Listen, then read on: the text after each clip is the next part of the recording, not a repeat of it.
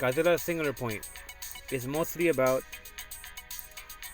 incredible scientific theory and CGI monster fights. Mei and Yoon are two prodigies at the center of figuring out what is happening around the world as a mysterious group of monsters begin appearing and destroying humanity all over the world. This leads to Mei, who gets noticed for her prodigious scientific knowledge. She gets taken up by other scientists and even gets to go to India, and she is used to try and figure out what a mysterious scientist was up to. This leads to her applying her theory to all the material she can get a hold of. She has a trusty AI program that helps her with her studies, named Pero 2. Mei herself appears as very studious with a sloppy sense of fashion. What will happen when she finally meets Yoon? This leads to Yoon, another clever man who, with the help of Habari, is trying to figure out the connection between the monsters, the skeleton that is recently taken out of the basement, and the mysterious song that keeps playing. With his expertise in programming, he also helps with the functionality and improvement of Jet Jaguar. What will happen when he finally meets Mei? The high-speed messaging conversations are not enough. He also has an AI he made that helps him throughout. The science in the anime itself is beyond my understanding. At the moment, I don't know it well enough to explain it. For many people, this was too much for them, and they see it as pseudoscience to the point they stop watching the series. Still, I find it fun to try and make an effort to understand it all, and try to put all the pieces together to the mystery the best I can.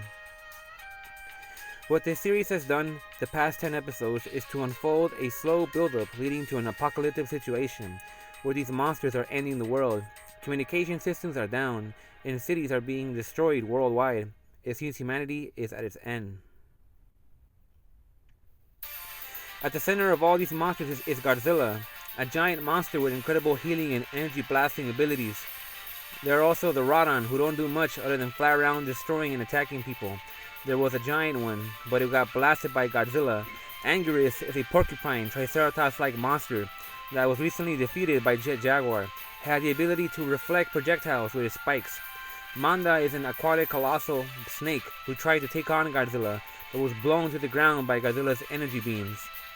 Elsewhere, there's a group of humans who try to steal away Salunga, a large green monster who is quick and nimble. Unfortunately for Salunga, it keeps getting impaled by a special substance made by humans that causes the red mist around it to solidify and impale it everywhere.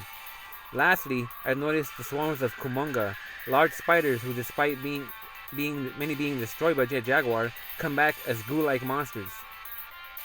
I want to point out now that there are only 2 episodes left. I don't see how this series can wrap up the story and introduce new monsters at this point without being rushed. This series needs a second core, or maybe the staff planned there be one from the start. Then there's Jet Jaguar. At first it was manned by Goru, a very eccentric and funny man who says strange things. Despite his age, he is the life of the party in Godzilla Singular Point. Jet Jaguar at first had many difficulties and was defeated many times.